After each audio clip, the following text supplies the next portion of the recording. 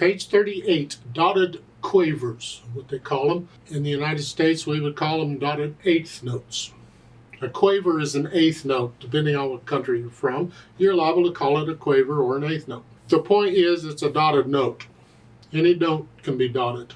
As long as you understand how the dot works, it doesn't matter what the note is. And some people struggle with this. Again, it's pretty simple. So let's not make it complicated. Just think about it logically for a moment. The rule is the dot.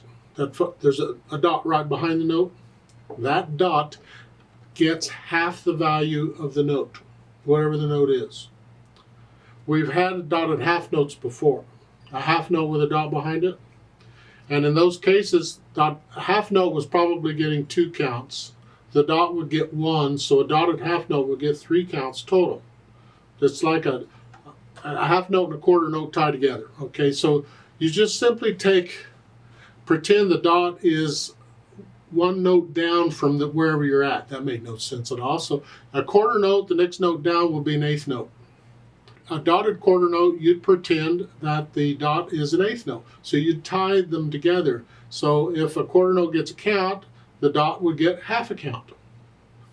Here we got dotted eighth notes. Well, if an eighth note gets half a count, then the dot gets a fourth of a count. And remember, we've had these 16th notes before, haven't we? 1 eanda, 2 eanda, 3 eanda, 4, hey, 1 eanda type thing.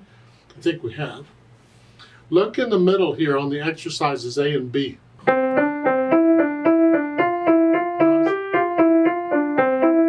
Just nice, straight, even 16th notes. Well, the next one would go, and they've got the dotted line to show you how they line up. I'm going to play B down here, and it's here, slowly. Then here, then here.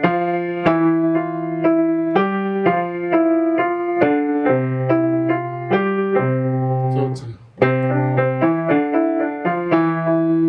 1 eanda 2, 1 eanda 2.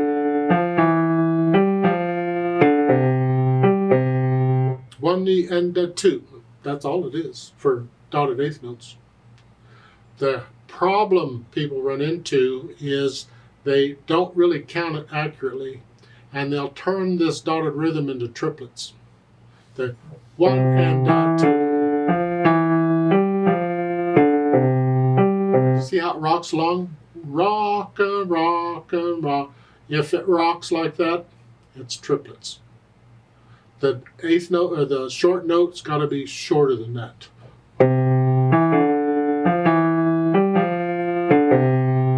Got to be crisp. That's a dotted rhythm. It's important. Let's go down to these last 2 pieces at the bottom of page 38. These are just examples to show you the dotted rhythm. Here, 1 and 2 and 3 and 1 eanda. 1 eanda. I only count the 1 eanda when I need it because I'm too lazy to do it all the time. Third measure, 1 and 2 and 3 and with and 1 and 2 and 3 and 1 eanda 2, 1 eanda. That's all, just dotted rhythm. The last one at the bottom, 1 eanda 2.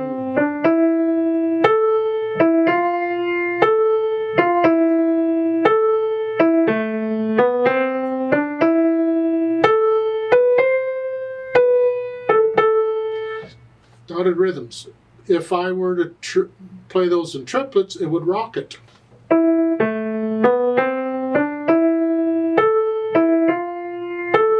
Triplet, triplet. Triplet, triplet. But when I play it in a dotted rhythm, it's crisp. It doesn't rock.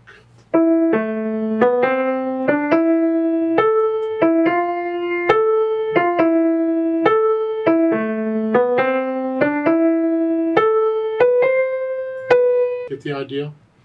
Dots, dotted eighth notes. But as I said, if you just understand how the dot works, it doesn't matter what the note is.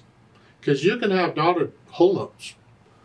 Just keep in mind, so if a whole note were getting 4 counts, the dot would get 2. So the dotted whole note would last 6 counts. And yes, you'll run across it sometimes. Let me know if you have any questions.